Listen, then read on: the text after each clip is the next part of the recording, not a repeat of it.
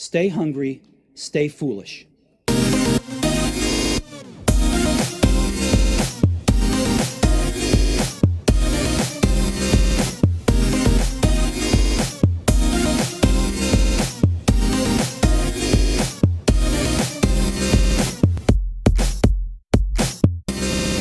Now on the Innovation Show, we welcome Andrew Melchior, CEO and founder of Third Space agency, thirdspace.co. Welcome to the show, Andrew.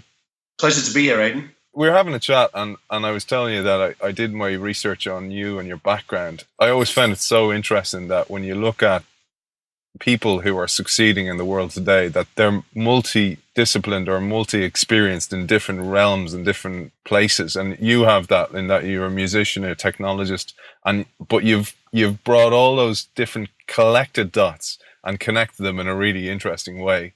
So it's great to talk to you, and I'd love to hear your background. Well, thanks, Aidan. I think it's a particular kind of ADHD has brought me here. It started a while ago. I mean, I was born in West Germany. My mother used to work for the armed forces over there, and she settled down with a German guy, my dad, and very early on, I was into music. My grandfather on my German side played me very early on his record collection, these amazing Deutsche Grammophon albums of things like Carry On, conducting Beethoven. And I remember at that time being first aware of abstract thought. Music was the first thing that really gave me abstract thought. So pedaled through my teens, became a keyboard player, pianist, was classically trained. I worked with a bunch of bands, including a band called Elbow, who are quite well known these days, in my early days. And then one way or another, I managed to find myself at the cusp of this internet revolution that happened in the 90s. Right place, right time. And I was sat at Manchester University wondering what to do. And Tim Berners-Lee had the good taste to invent the World Wide Web. So I sat on the computers at Manchester University and figured out a few things about what I wanted to do next. And I was also experimenting building computers because I was in the studio environment and people were just starting to record using MIDI and digital recording devices. So all these things kind of converged, and one way or another, it was kind of like a lucky man, really. I ended up in London working for EMI Records. They were in desperate need of people who could understand this new medium, and so they rolled me and a bunch of my friends out in front of people like Radiohead and Coldplay and David Bowie, and we were the guys and the girls who were basically there to do the thing that was the internet, which was a good opportunity, really. My first real salvo into multimedia, because we got to do a bunch of new things for the first time, like streaming videos, understanding what digital music was going to be in the future, and trying to figure out how to work with things like mobile phones.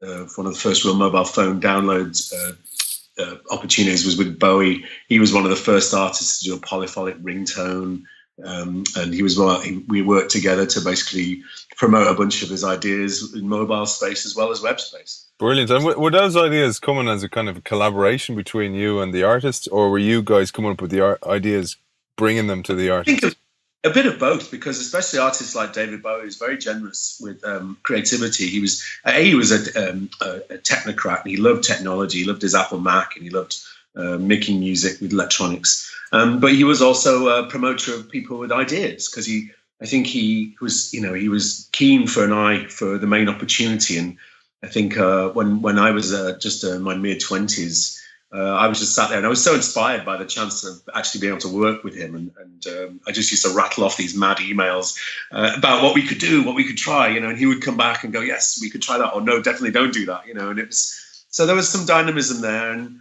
I think the labels at the time were all sort of swamped with this idea of the threat of the internet, a bit like these days as a threat of AI. But really, I always felt these things were an opportunity, not a threat. You mentioned Radiohead as well, David, and they always struck me as a band who were trying new things and tinkering with technology. And it came across in their music and their live sets. But did you see that from them from an early stage? They would do cute things like glue the headphones into new Sony MP3 players and then give them to journalists to listen to try and avoid piracy and cute stuff like that. They were into hacking. I remember really early on that they just seemed to want to hack things. And the idea of a playback party turned into this bizarre scenario where you handed out these players that were super glued together with the headphones because nobody would then be able to copy the audio. Brilliant.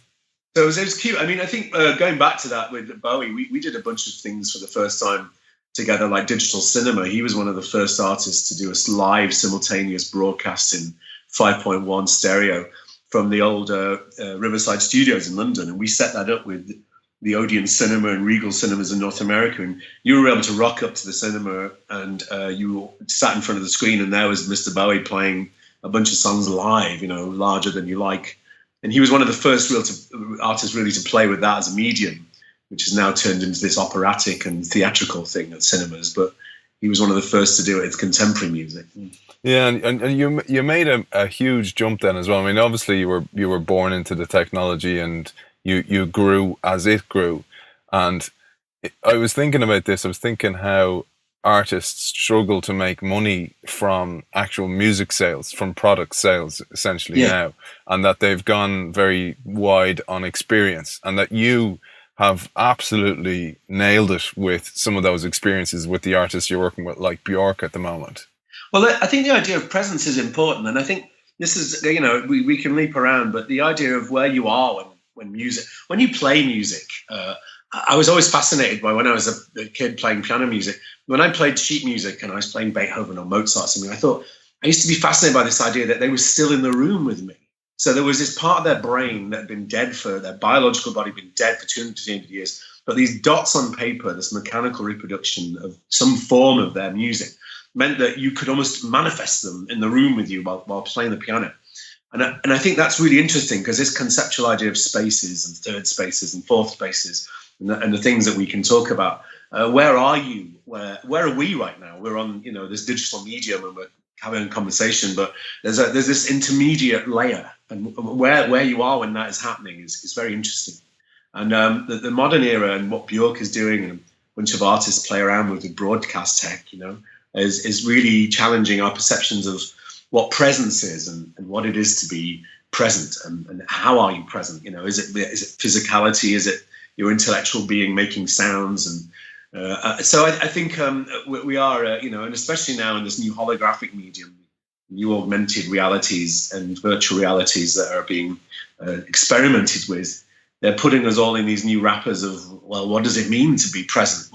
What am I really doing? Beyond the eyes and the ears, how are we communing in this kind of electrically powered sort of other space? Yeah, and it really gives you an opportunity to, like, I was going to say touch the flesh, but touch the virtual flesh, in that, like, I love this idea. These platforms where you can collaborate with different artists together and create a track or whatever. Yeah. But this is almost getting, you will have Björk standing beside you doing a vocal or whatever. There's a real leap towards this kind of world where it's actually the artist is coming to you rather than you have to go to the event.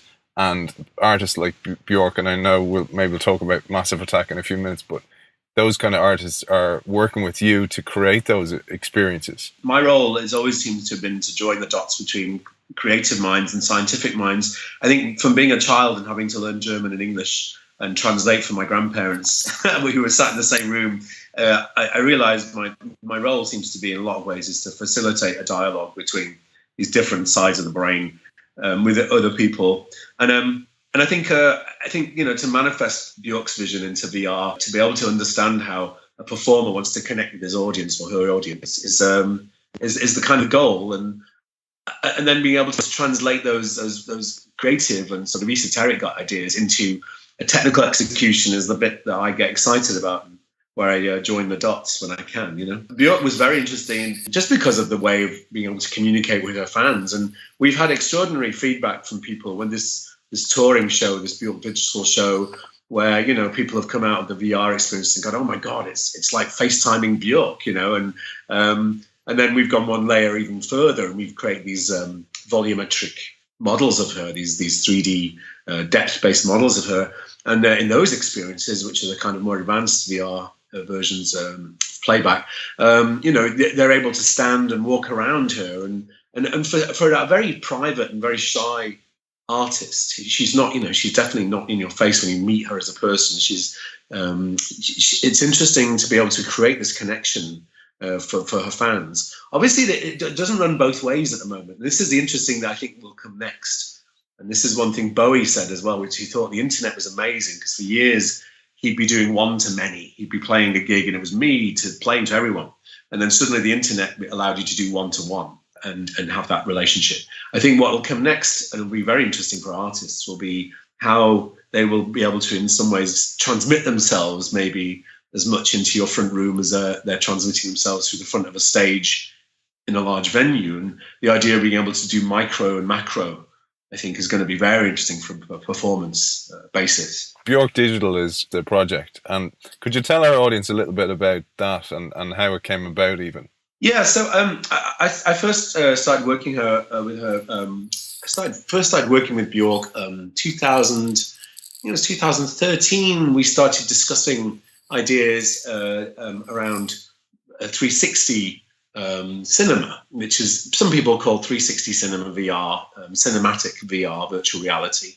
And we were lucky enough at the end of her show at the Museum of Modern Art in New York to be in a position to film and playback a performance she made of her track Stone Milker.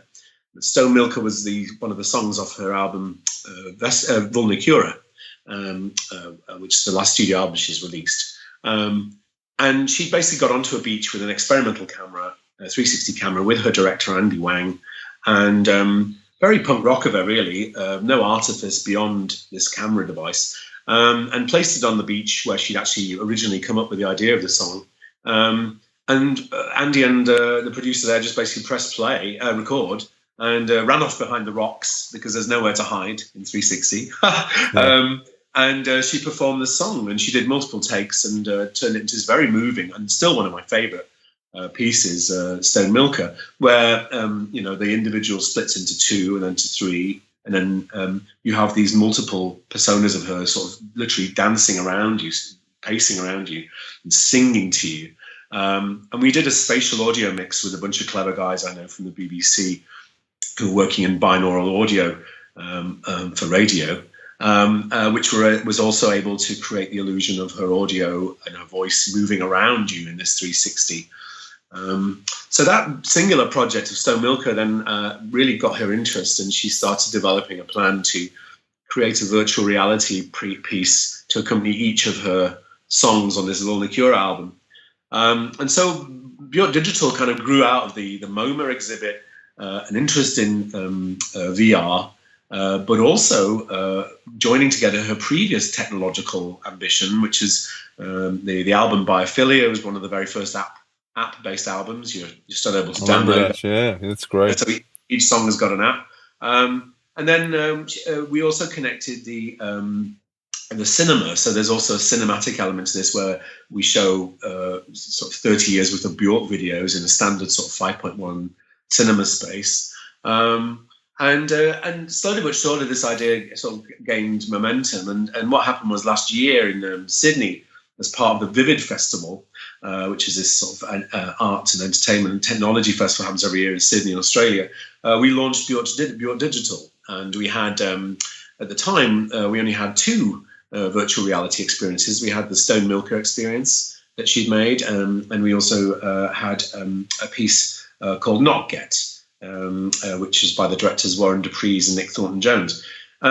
And as each city on the tour has kind of evoked itself, so we went from Sydney to Tokyo, and then we went from Tokyo to London to Somerset House, and then we went to Montreal to the Phi Centre, and then we went to Reykjavik, back to her country of origin, obviously.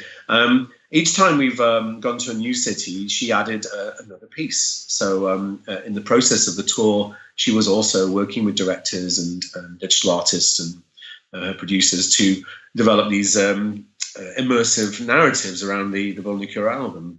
So this has become a piece of work that's kind of evolved and then physically manifested itself to the fans and visitors around the world as she's moved it around the planet, which I think is a very illuminated way of trying to engage a young and a modern and a technically advanced audience to the opportunities afforded by these new mediums. You know? I love what you've done and Bjork, because there's a lot of sheep dip innovation or sheep dip VR, like where you get brands just doing it because it's the thing that everybody's doing. But you with your agency and your projects have actually used them in the right sense, in the right way. And like Bjork has always pushed the boundaries with music, now she's pushing the boundaries with you with music engagement, I suppose. And as you said, with an audience who understands that now, instead of, the way maybe 5 years ago somebody might do something, or they might go, oh, we need to be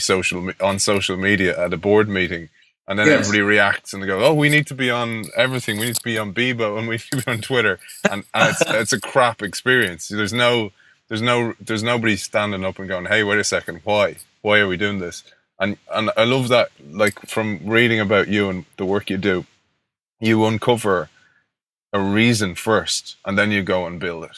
Yeah, I agree, because I think that the philosophy of why, just that simple question, should be asked more often in life. I mean, generally, and I think from an artist's point of view, the work comes first. And I think the extravagance and extrapolation of technology should always be seen as an assistance to telling the story, not replacing the story. And definitely that's been Björk's proviso. It's never been purely for tech's sake.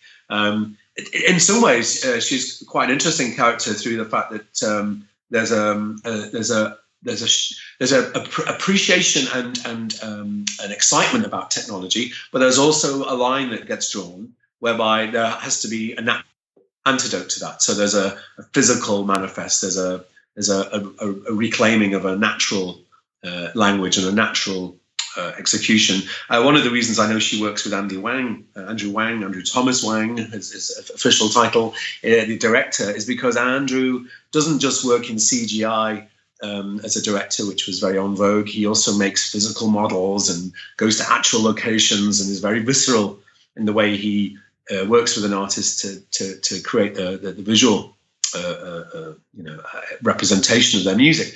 And I think it's interesting because it's also sort of synonymous with the whole problems with the Star Wars prequels. They were all too CGI, too much green screen. The actors couldn't relate to the narrative. It was all too conceptual. And then there was obviously now the reboot has come back to making props and putting actors in, monster suits and having actual physical connection with things. And I think that's a very interesting tale of our times. Is technology has kind of run amok, and we've gone as far as we can, and then there's come a point where I think almost like the choke chain effect, where we've had to then step back and go, okay, well, we've removed all these things and replaced them. Maybe we need to put some of the original ways of storytelling back into the mix. Yeah, it's so true, and I think that's you hear a lot about storytelling and brands telling a better story, etc. And that's why I think, like, because without the story, these are all just touch points now. I often think of what you said there about, Björk is like the core thing is the story or the music. The actual original form is still the core thing. It's just like a slice. It's like a pie chart. It's just actually been fragmented lots of more ways that you reach people with. Yeah, I think my mother, God rest her soul, was always very humorous with me, because I was into synthesizers and making music with, computers very early on, and I was a nerd. I was basically, a boy who played keyboards and in bands, but she always said to me, Andrew, always have up your sleeve the capacity to play something when the electricity gets turned off, which is a great lesson to me, because the analog of what I do as a musician, as a pianist, I ended up playing harmonium and glockenspiel and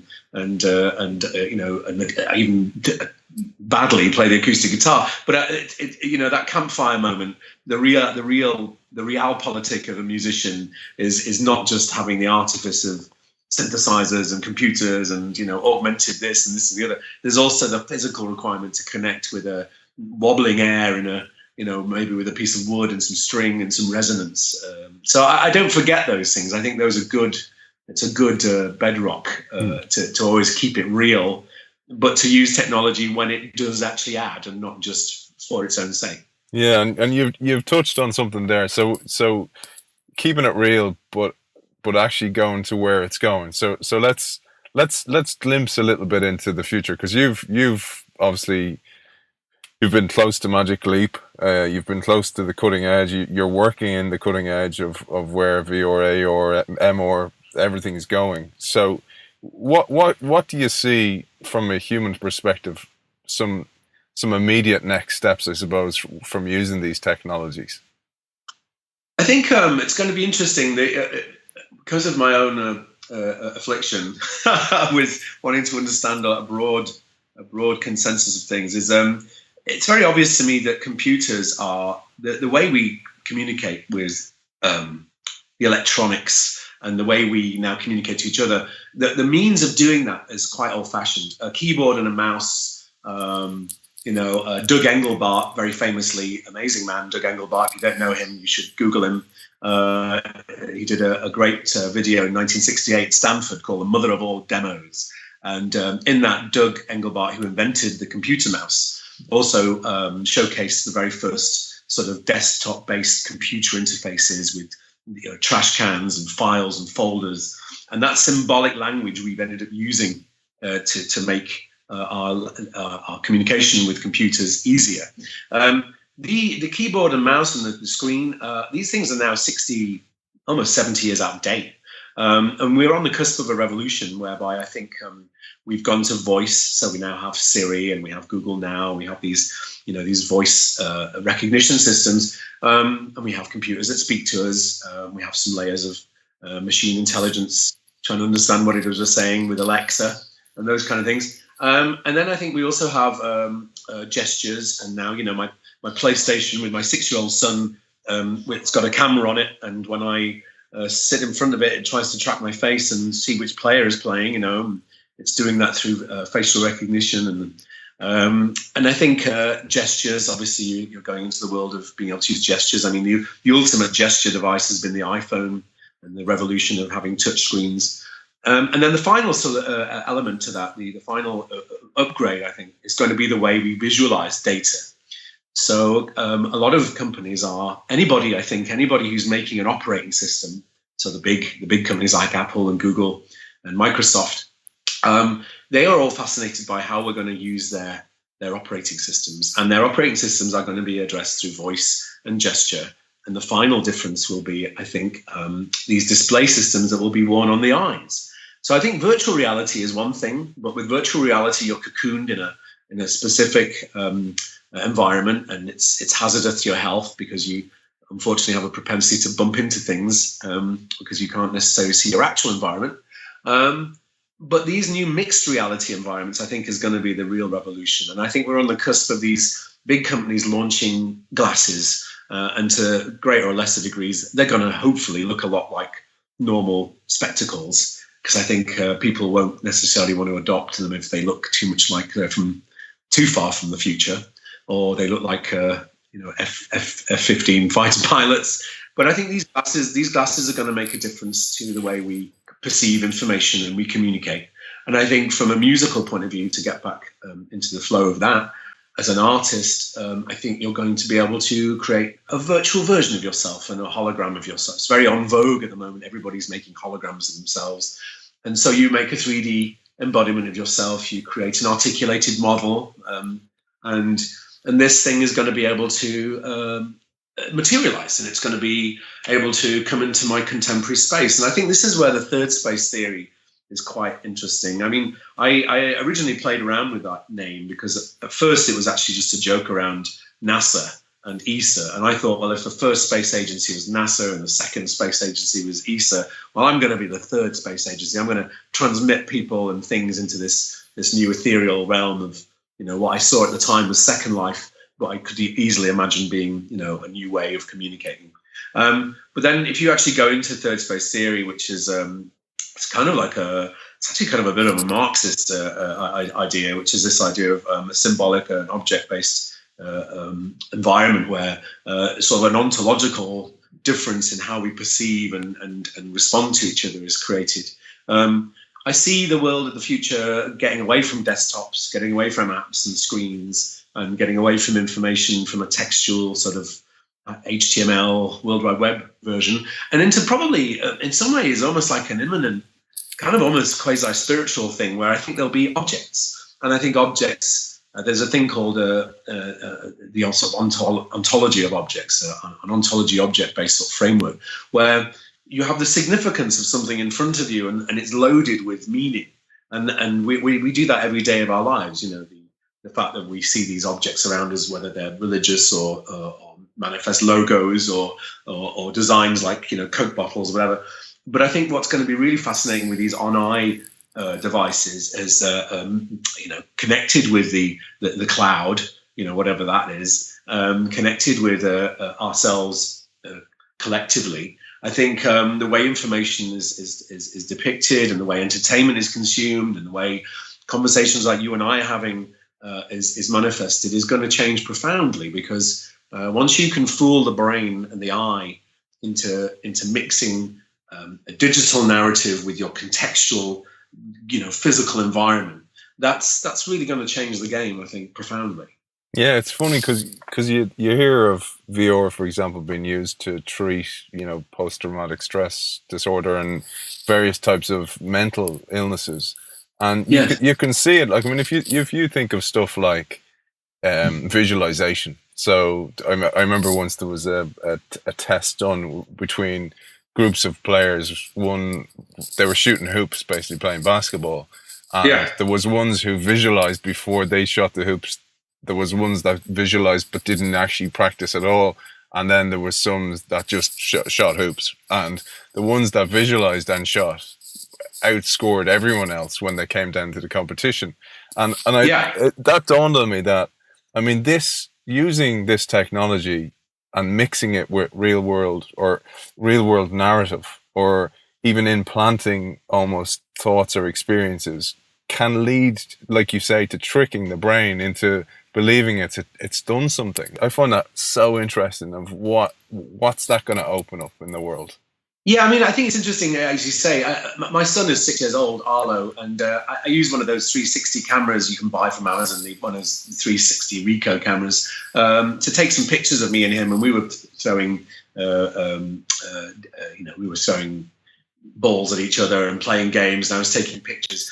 And I just thought, how interesting to be him, because I had these bubble photographs, and now you can do bubble video, these 360 bubbles. And I thought, how interesting to be him, because by the time he gets to my age, instead of just my memories of my childhood are littered with some photo albums my mother left behind, and some, she used to give wisecrack remarks underneath these pictures of me in my shorts and going to school and stuff. With him, though, he's going to be able to inhabit a 360 bubble memory of me being him, me being with him. And how does that affect memory, and how does that affect your sense of self? Because if your entire life is trapped to a point where you're able, almost Matrix style, to jump into a memory and to relive that moment, then that's very interesting, because that's non-linearity, and memories are quite, we experience our lives in a linear fashion, and but it feels to me like the linearity of things is being atomized, and all that's changing.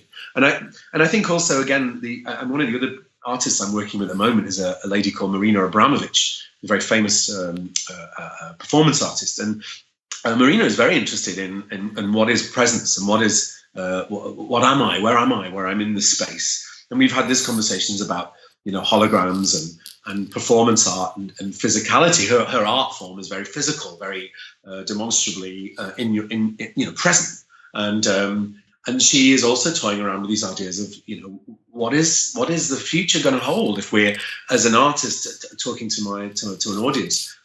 If I'm not physically there, but there's light, there's photonics, there's photons of me, and there's a sound of me, and it looks to all intents and purposes like I'm there. How does that change people's perception and response to who I am and what I'm doing? I think these questions aren't new, though. I think they're newish, but I think it must have been just as profound to pick up a telephone for the very first time and to listen to another voice that was considerable distance away speaking to you. I think that must have had a profound effect on our consciousness. And I think it's the same for television. I think the first time somebody was able to transmit a picture from one space to another, and for you to be able to watch that on a two-dimensional screen, that must have been just as profound. And I feel that 100 years have passed since, the real popularization of things like recording devices, like, the radiogram and the telephone, and then later in the 20s and 30s, 30s television. It feels to me like we're on the cusp of something quite as probably as profound a shift as those things were, because it felt to me like the 20th century accelerated at a crazy rate. And I think that was as a result of the communications technology we developed at that time. And I feel that we are just the legacy, we're holding the legacy of that in our hands and saying, well, it was 2-dimensional, it was stereo. Now it's going to be 4-dimensional, 5-dimensional, and it's going to be 360. And it feels to me a natural progression, not an unnatural one. Yeah, really. That's really interesting. I was just thinking of something maybe to wrap it up, Andrew. I was thinking about Arlo, right? So you mentioned how interesting it is for him. So if we fast forward to him, and hopefully he's on the beach with his son, with your grandson. What do you think will have changed? What will he be looking back on? Progressions. If you could name just a few things that you think will happen in that period of time. I think it'll be fascinating to see how knowledge is acquired and how relationship. I think the fundamental human thing of communicating is the thing that we love and use technology for the most. So from SMS, I love that old story about SMS on mobile phones. A bunch of engineers threw SMS in as a feature they only used to test phones, and then suddenly it became this thing we couldn't live without, because we all want to communicate. And it's the same with things like Skype calls and ironically, even things like podcasts and the radio is still surmounting a lot of other elements and media, because the radio is still something you can do whilst doing other things. Oh, sorry, my phone is going off. No worries, man. SMS hears you, man. The phone hears exactly. you. But I think in my son, if I was to picture my son, and to what extent he will be affected by what's going on at the moment, I think computers are disappearing. I think the big boxy, originally room scale, then desktop size, now in the palm of your hand, getting smaller and smaller. I think the cloud is changing the way computers work to the point where we will eventually not really see them. There won't be any physical beyond maybe an earpiece or maybe even something physically augmenting your body. I think computers will disappear in the greater or lesser degree. I think Gene Roddenberry's ideas of Star Trek, where there's just a voice, there will be just this voice with you, which is very interesting because it's almost Old Testament, the idea of this voice speaking to you and having knowledge. And I think my son will be in a position where, as he thinks of things and as he wants to communicate, he will have a profound ability to fold space-time and distance, and he will have a profound ability to call upon the hive mind and the collective consciousness of pretty much, I imagine, everybody on the planet at some point. It's all right talking about singularities and Kurzweil and stuff, but I do think the way we learn, the way we communicate will be the two most profoundly changed things by these new technological innovations. Brilliant, man. It's been an absolute pleasure talking to you, and you're so well placed. You are one of the guys on the avant-garde of this revolution, and in music in particular, which is your original love. It's great to see, Andrew. And where can people find you to follow you on Twitter, etc.? Well, I tweet at the moment under Von Melchior, which is a sign of my guilty German past, VonMelchior. My website is ThirdSpace, ThirdSpace.co. I tend to lurk and to write under those guises, so they can check out what I'm thinking about doing there. Well, brilliant, man. It's been a pleasure talking to you. Andrew Melchior, CEO and founder of ThirdSpace.co. Thank you for joining us. Thank you so much, Aidan.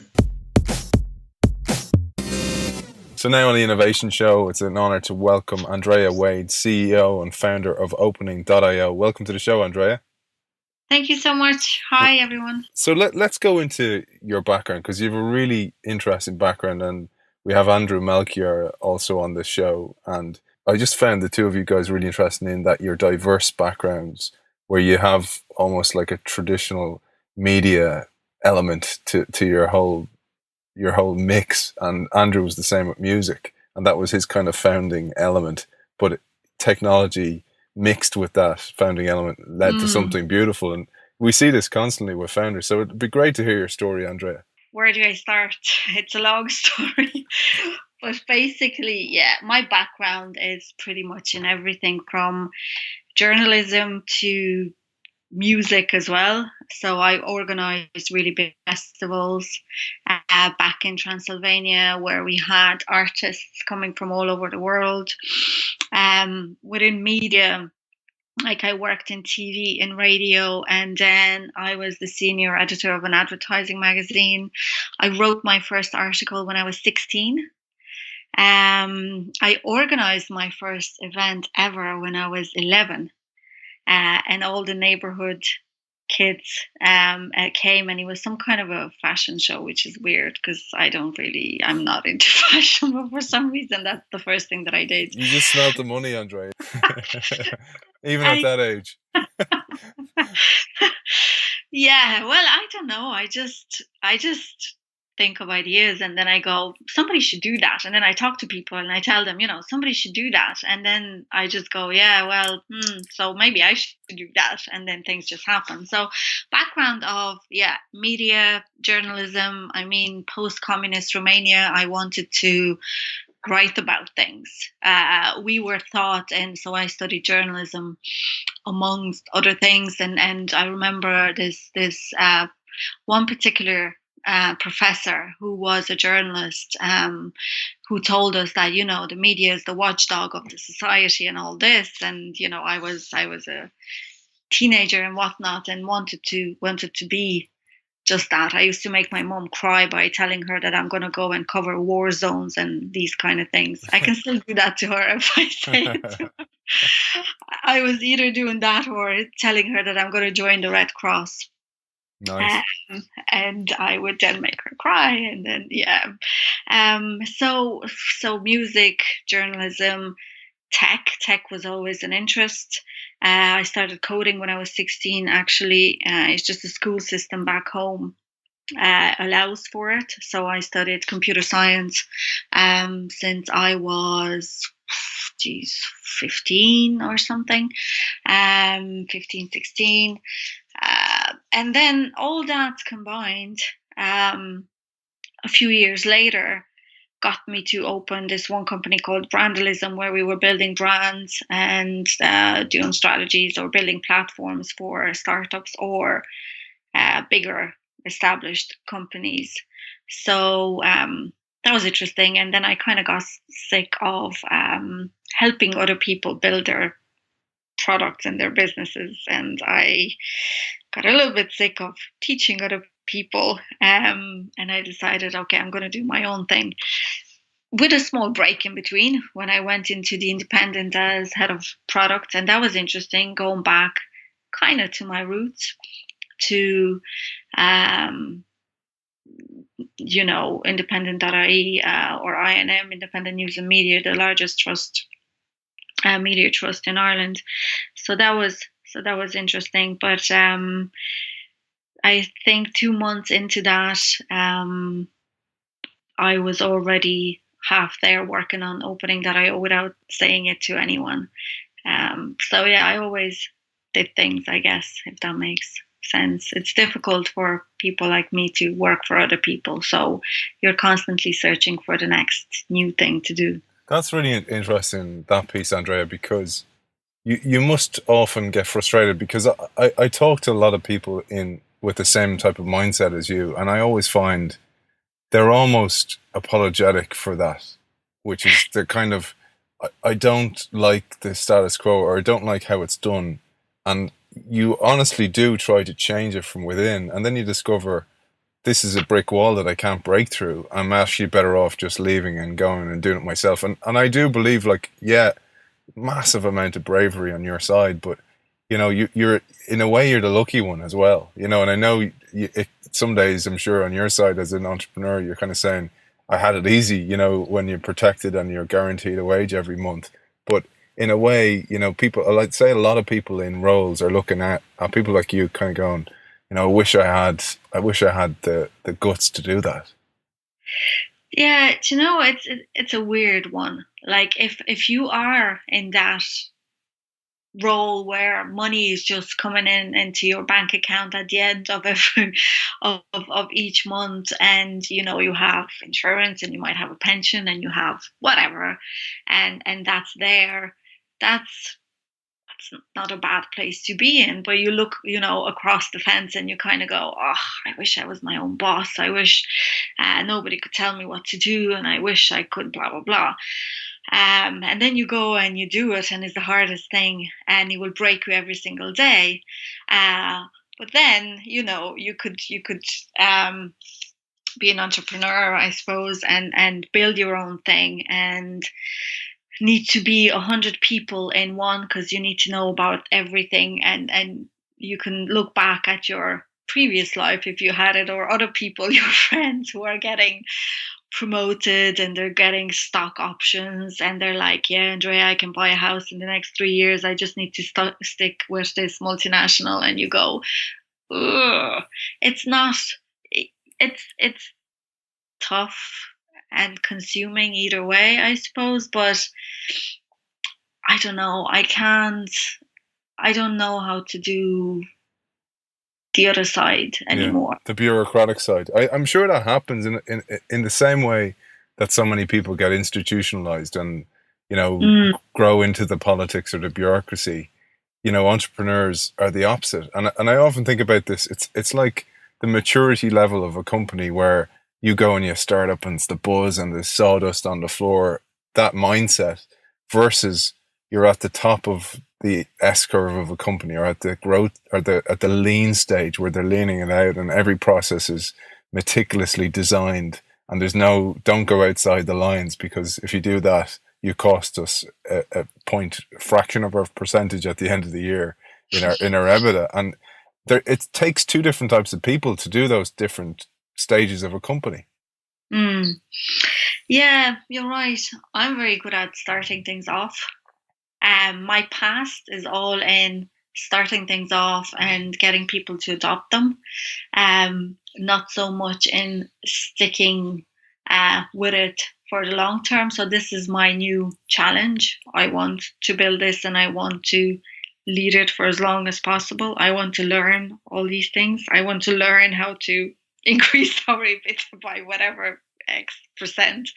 And it's kind of boring in a way. It could be, because it's, some people do get excited about starting new things, and they have this crazy wish of a power or whatever, that they just make it happen, and then they let go because it's not new anymore.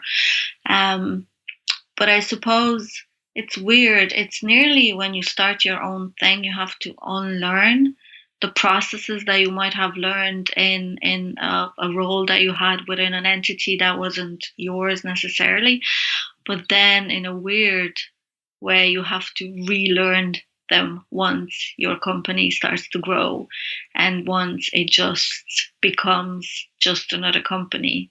Yeah. Just at this time you own it. So I had a conversation today with someone who's helping out with our financials, like a CFO as a service, if you wish.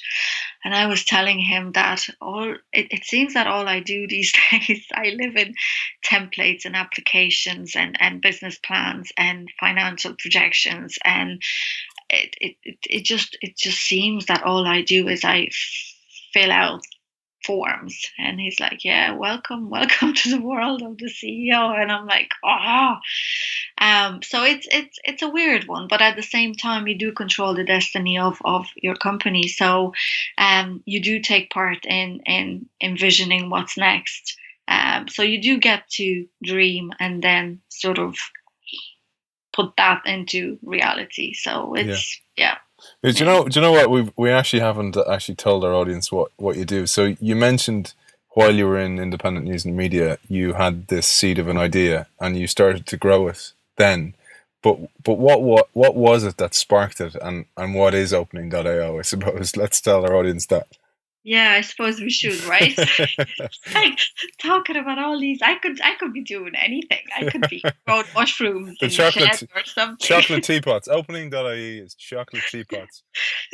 They're not selling very well. Please buy our chocolate teapots. They're delicious and pretty, and they do not melt.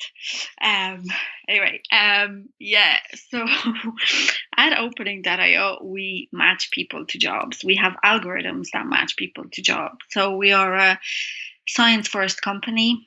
that applies AI within recruitment. Essentially, we built a recommender engine, much like, say, Netflix or Spotify or YouTube have built recommender engines for films or music.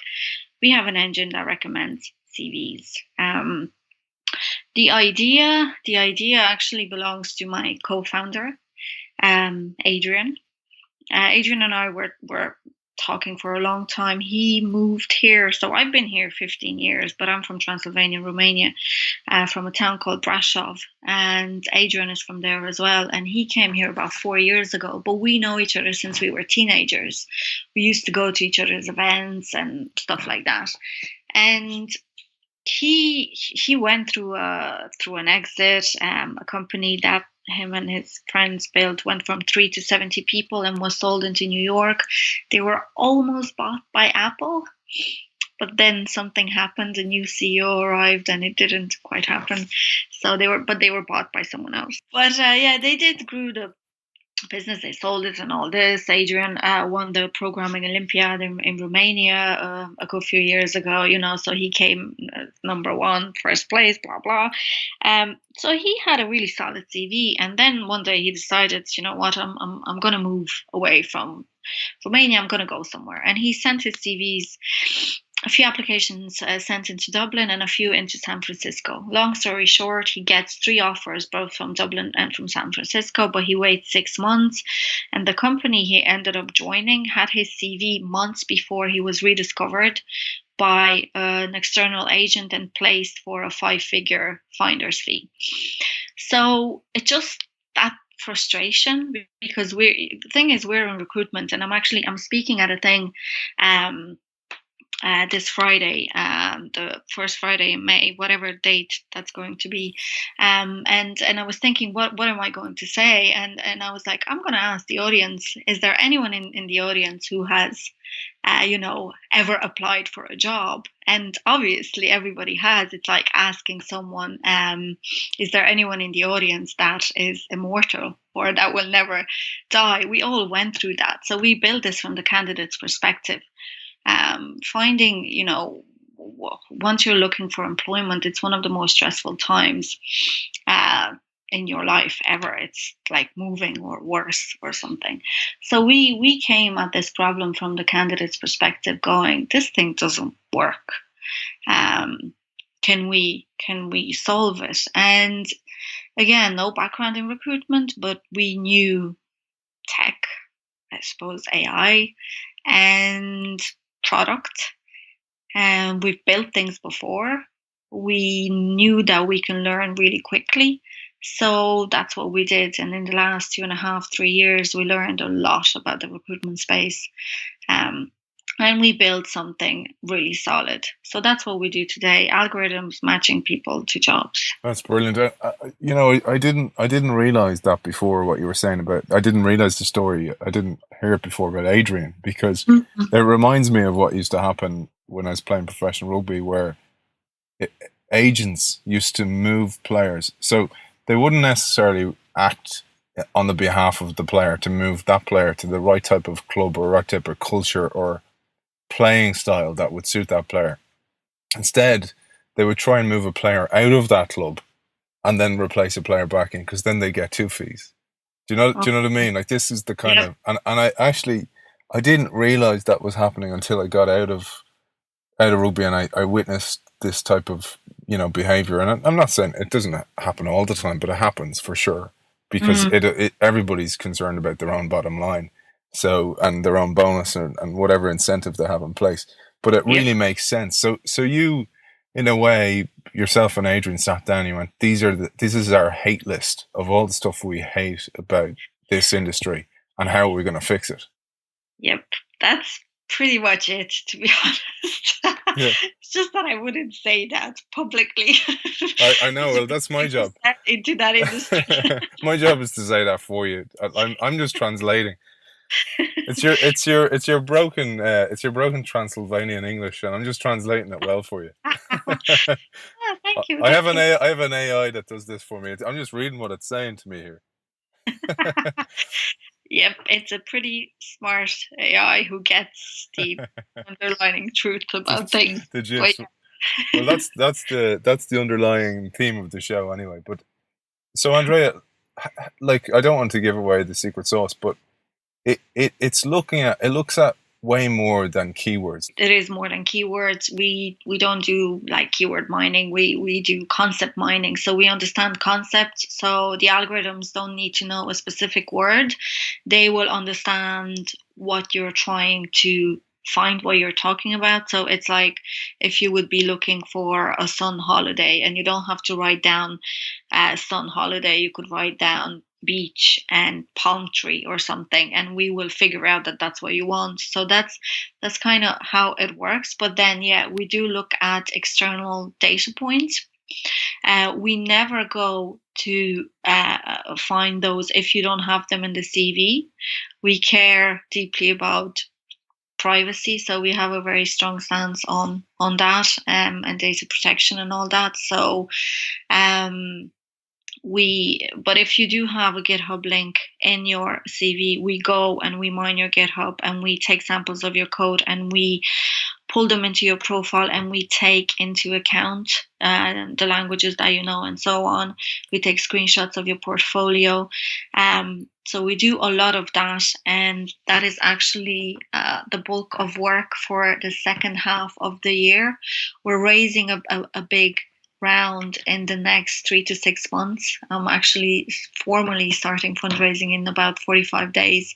And a lot of the product work is going to be around that, better understanding the candidate, better understanding you based on what else we can find online about you. But again, as long as you do have it in your CV, otherwise we're not gonna look at not gonna mine your Twitter or Facebook and draw conclusions about that. Okay, I know I wasn't even going there. I didn't even think that way. But one of the things I heard you speak before, and you mentioned a kind of an almost serendipitous event where you created this playground on your website, and it's become this kind of really nice feature to almost be a kind of a spider's web to bring people in to opening.io. Yeah, so we're very open. You can create an account, you can go to opening.io, and you can just create an account. You don't even have to add, your credit card, whatever, blah, blah, blah. You can go and look at the thing. You can spy our products. We have presentations about our tech architecture and all that kind of stuff. So we decided also to kind of let you try the capabilities of the tech without using the product.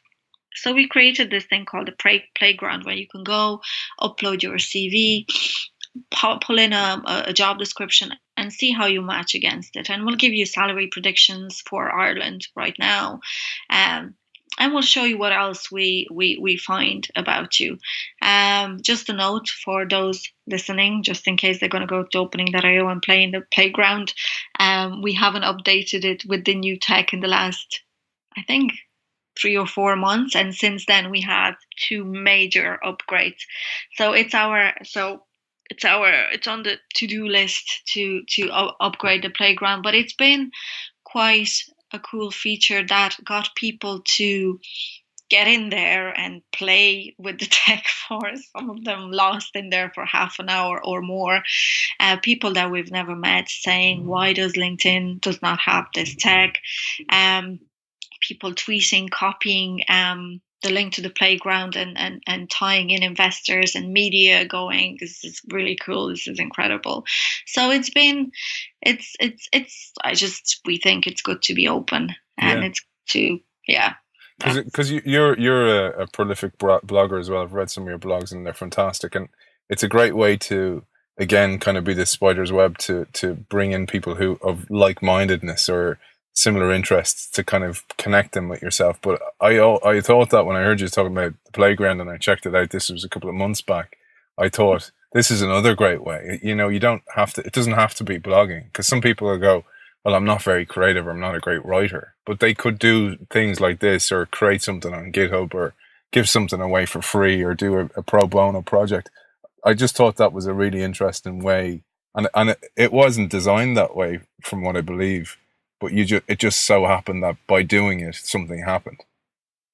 Yeah, no, absolutely, and we're fans of good design. We're fans of playing with stuff.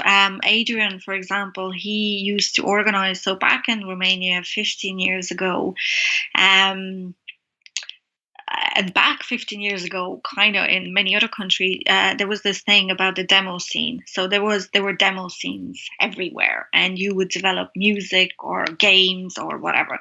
So Adrian organized for about 7 years this thing called Dracula PC Party, and it would be whatever 3 days or more. No Wi-Fi back then. Big clunky computers, thousands of people together for 72 hours or whatever, building cool stuff. So some of those demo scene kind of influences and whatnot, they're still found in the way we do things. I mean, even on our homepage, we have some crazy, completely unnecessary design with clouds and people moving and things and completely unnecessary, you know. But we do we do like to do things different. Isn't that key though? I just think that, you know, people expect things to happen and they don't actually make the first move. And it always reminds me of that story about the guy who's praying to God to win the lotto all the time. And he does it every night for months on end. And then God appears to him and goes, give me a break, buy a lotto ticket. Like you actually got to do something here to actually make something happen on the reverse action. And you find so many people, and they're often the complainers that are going, oh, nothing happens for me. And you're kind of going, well, you know, you got to put yourself in the game. Oh yeah, no, absolutely. I have friends like that. I have people close to me that I love that are like that, and you want to just kick them up the butt or something. You know, you have to do things. You have to be uncomfortable. You have to, whatever. Nothing happens just because you want them to. Yeah. That's not how things work.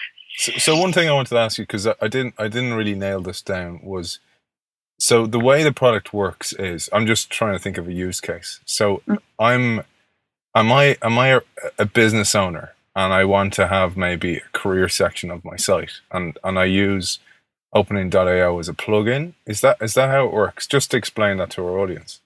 Okay, so that's one way how it works. But let's say you're a multinational, right? Because to be honest, we're targeting big entities. You're a multinational and you have a thing called an ATS, an applicant tracking system. And in there, you might have 50,000 CVs or 20,000 CVs, or there's someone that we're working with right now, they have 1.2 million CVs. And you do a search and you input iOS developer and you get back 20,000 results, or 10,000 or 5,000 or even 400. And you go, who the heck do I call first? So this is what we do. We sift through CVs, and we're telling you, fine, you have 1.2 million CVs and you have 20,000 iOS developers. How about you talk to these 10 first? And that's pretty much what we do. We plug into existing databases or your career page, and we make sense of your resumes. We can match people to jobs. We also match people to people. Say you hired me and you want another Andrea, and you go, I'm going to take her CV, put it into the engine, and I'm going to find someone else with these skills.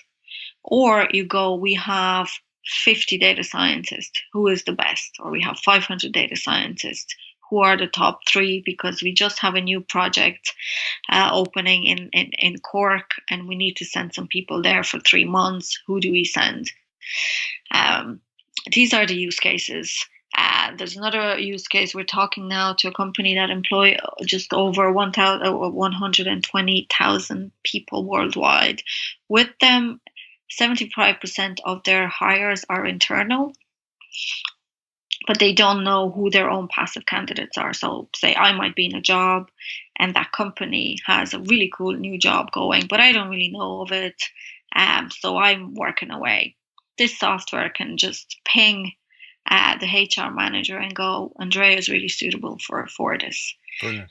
So it's the use cases, and then there's other use cases like job boards. We could plug into a big job board, Monsters, your Jobs.ie, or whoever, and do the matching automatically.